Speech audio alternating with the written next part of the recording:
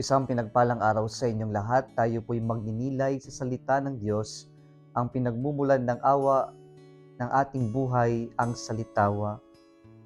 Mga kapatid, kapag po dumarating tayo sa mga pagkakataon na nahihirapan tayo, o kaya naman bumibigat ang kalagayan ng ating buhay, kadalasan ang nagiging tugon natin ay ang magtago, magmukmok, tumakbo, o kaya naman ang takasan ang hirap o yung bigat ng ating buhay.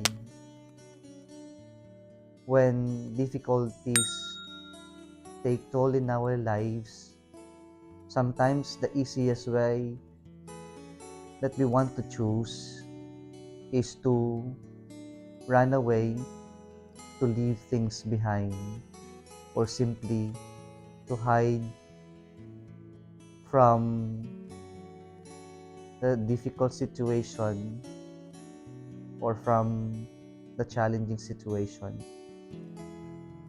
Ngunit alam naman natin, mga kapatid, na wala pong masusolusyonan na hirap o bagay sa buhay kapag ito'y ating tinatakbuhan.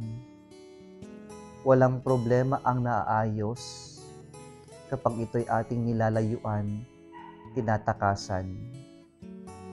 Sa ating ebanghelyo, mga kapatid, narinig po natin, dahil po hindi nila maintindihan o kaya naman mahirap nilang tanggapin o hindi nila matanggap ang mga salitang binitawan ni Jesus, marami ang tumigil na sumunod sa Kanya. Marami ang hindi na naniwala kay Jesus sapagkat hindi nila matanggap yung Kanyang binitawang mga salita na ang Kanyang laman ang tunay na pagkain at ang Kanyang dugo ang tunay na inumin na nagbibigay ng buhay. Kaya sa ating ebanghelyo ngayon, tinanong niya maski ang Kanyang mga malapit na mga alagad kung nais din ba nilang lumayo, kung nais din ba nilang iwanan si Jesus. At sa puntong ito na napakahirap unawain, napakahirap tanggapin ng mga salita ng Panginoon, ay nagsalita si Pedro sa ngalan ng kanyang mga kasamahan at sabi niya, "Lord, to whom shall we go? You have the words of eternal life. We now believe and know that you are the Holy One of God." Sa punto ng mahirap unawain, mahirap tanggapin ang mga bagay-bagay, si Pedro ay tinuturuan tayo na manampalataya sa Diyos. Manampalataya na kahit na mahirap tanggapin, kahit na mahirap unawain, alam natin na kapag sa Diyos tayo nanalig, kapag sa Diyos tayo kumapit, hindi tayo mawawala, hindi tayo magkakamali. Kaya po sa panahon na nahihirapan tayo, ang una po nating dapat gawin ay ang ipagkatiwala, ang manalig pa rin sa Diyos.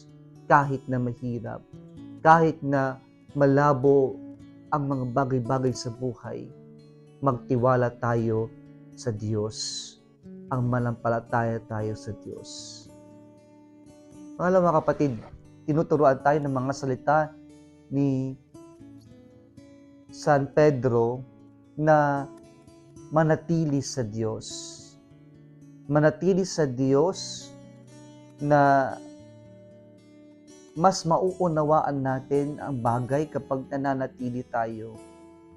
Na mas lalalim yung ating ugnayan sa Diyos kapag nananatili tayo.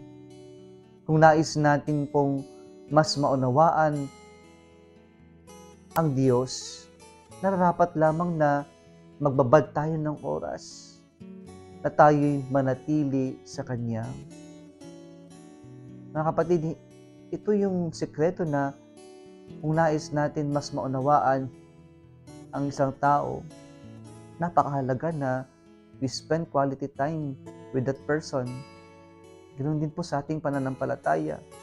Kung nais natin na mas makilala ang Diyos, ang dapat nating gawin ay ang magbabad ng oras sa Diyos, sa panalangin, sa pag-aaral ng pananampalataya natin, sa pagdiriwang ng liturhiya, ng mga sakramento, sa mga ganitong pamamaraan ng pananatili natin na mas lumalalim yung ating pananampalataya, yung ating relasyon sa Diyos. Imbis na takbuhan natin, imbis na iwanan natin si Jesus kapag mahirap ang kalagayan ng ating buhay, ang pinakamagandang gawin ay ang manatili sa Kanya. Mga kapatid, kung nagustuhan mo ang video na ito, huwag kalimutang mag-like, i-share at mag-subscribe sa Salitawa Facebook page and YouTube channel. Muli isang pinagpalang araw sa inyong lahat.